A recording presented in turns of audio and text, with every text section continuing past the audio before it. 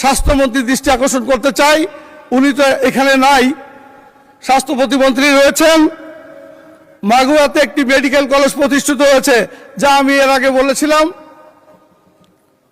2018 সালে, কিন্তু দুঃখের বিষয় 8টি ব্যাচ ভর্তি হয়েছে, ইতিমধ্যে 2টি ব্যাচ বেরিয়েও গিয়েছে এবং 46টা মেডিকেল কলেজের মধ্যে মাগুরা মেডিকেলের অবস্থান 25তম এবং তাদের রেজাল্ট অত্যন্ত ভালো। ইতিমধ্যে অনেক মেডিকেলে পাশ করা ছাত্ররা হায়ার এডুকেশনে গিয়েছে, অথচ আমাদের মেডিকেল কলেজের এখন পর্যন্ত একটি স্থায়ী জায়গা নির্ধারণ হয়নি। আমি মাননীয় প্রতিমন্ত্রীকে একটু রিকোয়েস্ট করব আপনার মাধ্যমে যাতে এই ব্যাপারটা গুরুত্ব দিয়ে দ্রুততম সময়ে এক বৈঠকে এটা পাশ করা হয়।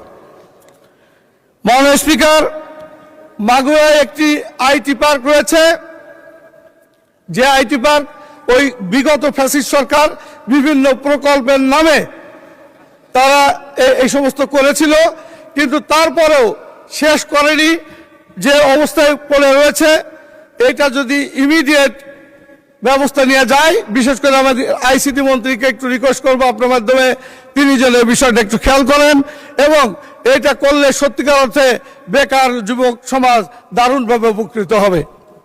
মাননীয় স্পিকার, মাগুরা, কুষ্টিয়া, ঝিনাইদহ, মেহেরপুর, চুয়াডাঙ্গা এই জেলাগুলোর মধ্যে এরা সবই কৃষি নির্ভর একটা অর্থনীতি। এই অঞ্চলে কোনো একটি কৃষি বিশ্ববিদ্যালয় নেই এবং কৃষিভিত্তিক এবং একটি কারিগরি বিশ্ববিদ্যালয় প্রতিষ্ঠার জন্য আপনার মাধ্যমে আমি সংশ্লিষ্ট মন্ত্রীকে অনুরোধ করব। মাননীয় স্পিকার, আমাদের মাগুরায় কিন্তু কোনো শিল্প কলকারখানা নেই, অত্যন্ত দরিদ্র একটি জেলা। সেই জেলায় একটি মাত্র টেক্সটাইল মিল ছিল, তাও এখন বাতিল হয়ে গিয়েছে, ওখানে কোনো কিছু আর নাই। এই টেক্সটাইল মিল পুনরায় আবার চালু করা হবে কিনা এবং এ নিয়ে কোনো সরকারের পরিকল্পনা আছে কিনা আপনার মাধ্যমে একটু বিষয়টা গুরুত্ব সহকারে বিবেচনা করার অনুরোধ করছি। মাননীয় স্পিকার, আমাদের ওখানে কোনো বেসিক শিল্পনগরীও নাই, সেই জন্য যদি কর্মসংস্থান সৃষ্টি করতে চাই তাহলে একটি বেসিক শিল্পনগরী গড়ে তোলার জন্য শিল্প মন্ত্রণালয়ের মাননীয় মন্ত্রীকে রিকোয়েস্ট করব আপনার মাধ্যমে। মাননীয় স্পিকার, মাগুরার শ্রীপুর, আমার 2টা উপজেলা, একটা মাগুরা সদর, একটা শ্রীপুর, এদের যে কানেক্টিং যে একটা মাত্র রোড এই মাগুরা শ্রীপুর, এর অত্যন্ত বেহাল দশা, অত্যন্ত ভয়াবহ অবস্থা।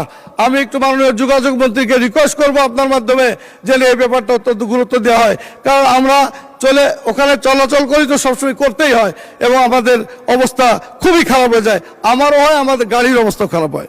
সেই জন্য একটু রিকোয়েস্ট করব জনগণের সাথে এটা করা।